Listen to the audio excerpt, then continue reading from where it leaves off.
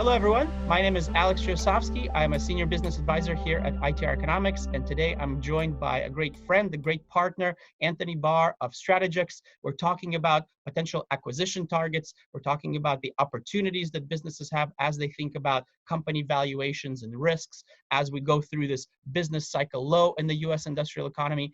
The last session, we talked about the risk on the profit side. We talked about how to mitigate some of this risk.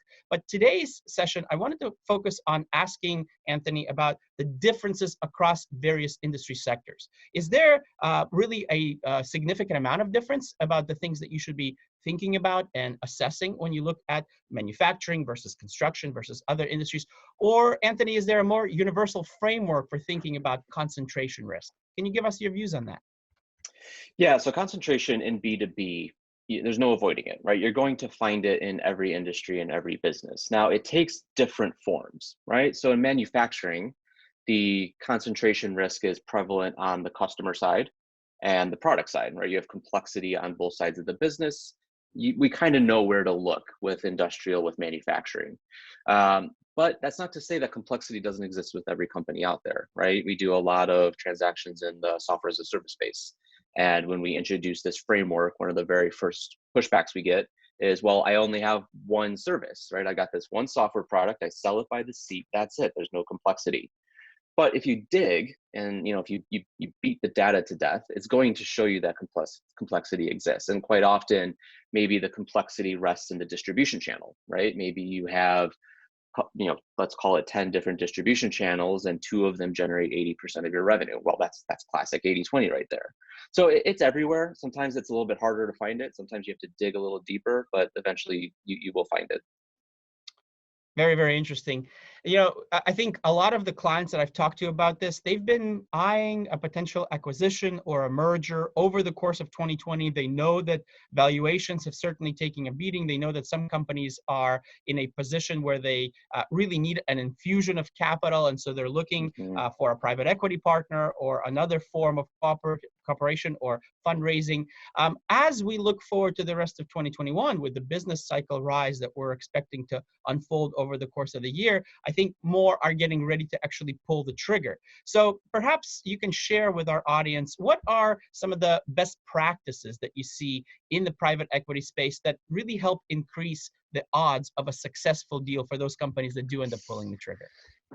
Yeah, that's a hot topic right now in the space, as I'm sure you're aware. And there's a lot of best practices out there. I think there's probably three that come to mind that we see are really, really effective. The first one is, earlier we talked about the blind spot in due diligence, thinking about just revenue concentration, not extending it to profitability concentration. I think the other blind spot when it comes to due diligence is just treating it as a check the box exercise, right? I think the latest stat I saw is, 2 to 3% of a deal can be spent on due diligence. So it's expensive, right? Deals are expensive to get done. It's very, very time consuming to get done. But it's kind of short-sighted because a lot of that diligence doesn't add any value post-close. You kind of check the box and you're done. So, engineering due diligence engagements to check the box for you, identify, mitigate the risk, but also give you value creation potential as well, I think is best practice number one. Number two is, I think, ensuring that there's some type of earn-out clause as part of the purchase agreement. Making sure the management team still has skin in the game. Yes, they take some chips off the table at closing, but the balance is paid out upon meeting financial triggers, right? Which really ensures that, especially let's call it more of a PE acquisition where maybe you don't have that active operator and you really are heavily reliant on the management team to continue growth. It's just giving the incentive to make sure that happens. And then the third is, really having representativity and diversity in the management team. There is very clear evidence now that shows that diverse management teams generate better returns for private equity. So if it's not already in place, making sure that's a priority post-close, and very, very tangential to a lot of like the ESG movement that we're seeing right now in private equity as well. Yeah, the earnout concept, the diversity concept, I think these are some terrific practices.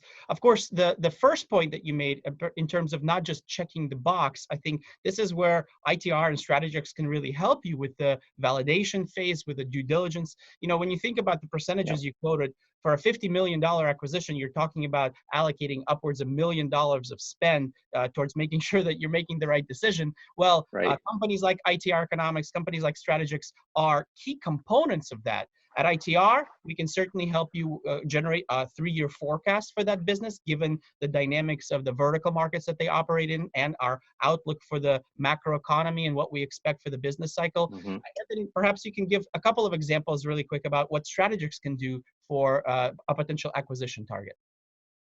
Yeah, so we really, when we're doing due diligence work, we really break it down into 3 phases. The first thing we do are those financial analyses to really put numbers behind concentration, both on the revenue side, but also the profitability side.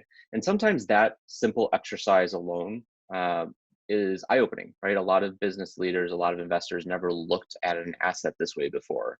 And once you just realize how much work you're doing to get nothing in return, it really is sort of a call to action to simplify a business and to question, what am I actually buying here in the first place, right? I'm buying this whole thing, but really the small piece of it is what's going to create value for me. So that alone is pretty eye-opening. The second thing we do is, once we know who's in that small slice, we go out and we talk to them, right? We do in-depth interviews, objectively validating the state of these relationships. And what we were talking about earlier, making sure diligence is forward-looking as well, asking a series of questions to understand exactly what can we do in those first 100 days to solidify the relationship if it's at risk, and to start laying the foundation for profitable market share going forward. And then the third thing we do is, work kind of on an ongoing basis with management teams post-close, using this 80/20 toolkit, using this framework to really unlock a lot of profitability, a lot of op income growth. So many businesses are way more profitable than their P&L suggests. They just have to streamline and make sure they're focusing on what actually matters. Terrific, terrific stuff. So as you heard, objective validation, support after the acquisition, that's what ITR Economics and Strategies can bring to the table for your potential acquisition. We hope you found some value in our discussion today. I want to say thank you very much to Anthony Bahr of Strategics for joining us. Thank you very much for taking the time out of your busy schedules to listen. And we hope to talk to you again soon on the next edition of Trend Stock with ITR Economics. Have a terrific day.